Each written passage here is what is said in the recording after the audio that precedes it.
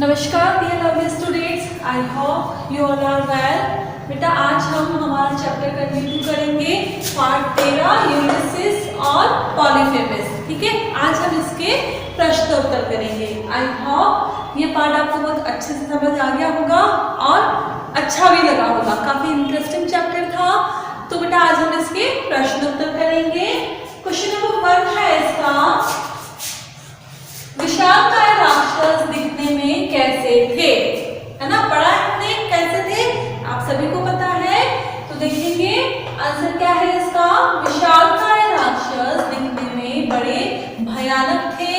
उनके माथे के ठीक बीच में आंख थी एक, है ना, यहाँ पर बीच में उनके एक आंख थी। उन्हें साइक्लॉप्स कहते थे, है ना। उन राक्षसों को क्या कहते थे? साइक्लॉप्स कहते थे।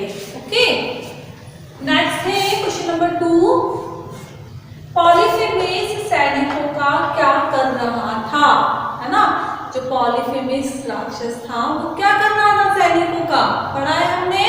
यस, आंसर है इसका, पॉलीफेमिस हर रात 2 सैनिकों को मारकर खा जाता था। है ना, उसने क्या किया? पहले तो सारे सैनिकों को गुफा में बंद कर दिया था, उसके बाद 2 सैनिकों को रोज रात को मारता और खा जाता था। नेक्स्ट क्वेश्चन है क्वेश्चन नंबर 3। यूलिसिस ने पॉलीफेमिस के सोने के बाद क्या किया? है ना, यूलिसिस बड़ा चतुर था, उसने अपनी बुद्धिमानी लगाई। है ना, सबसे पहले तो उसने अपना नाम ही गलत बताया। यूलिसिस ने अपना नाम ही पॉलीफेमिस को गलत बताया और सबसे ज्यादा बुद्धिमानी उसने ये करी कि उसने अपना नाम कोई नहीं बताया। है ना, नाम कोई नहीं बताया।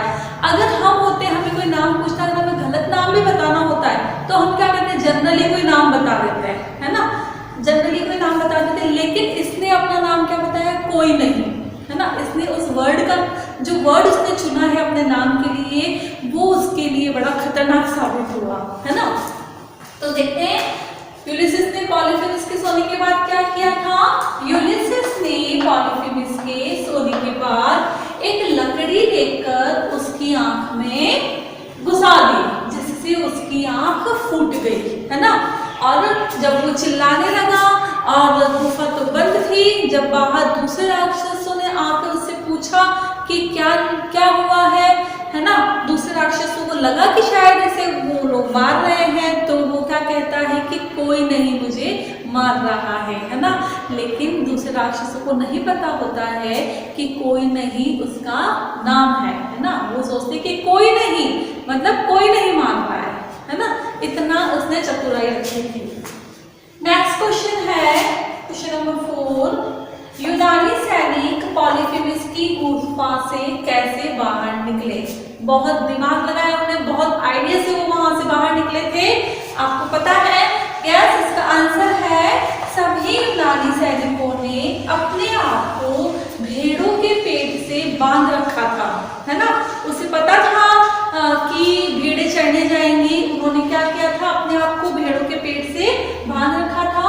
अगली सुबह जब पॉलीफेमिस ने अपनी भेड़ों को बाहर चढ़ने भेजा तो भेड़ों के साथ साथ यूनानी सैनिक भी गुफा से बाहर निकल गए। है ना, कितनी चतुराई रखी कि भेड़ों के साथ साथ वो सारे भी बाहर निकल गए और किसी को पता भी नहीं चला। और पॉलीफेमिस की तो वैसे ही आंख फूटी हुई थी, वो उन सबको कैसे देखा? बड़ी चतुराई से चुपचाप सारे वहां से बाहर निकल गए। है ना, तो बेटा काफी इंटरेस्टिंग चैप्टर था। कितनी बुद्धिमानी और चतुराई से जो यूलिसिस है उसने अपनी और अपने सैनिकों की जान बचाई थी। ठीक है, आई होप आपको यह प्रश्न उत्तर भी अच्छे से समझ आ गए होंगे।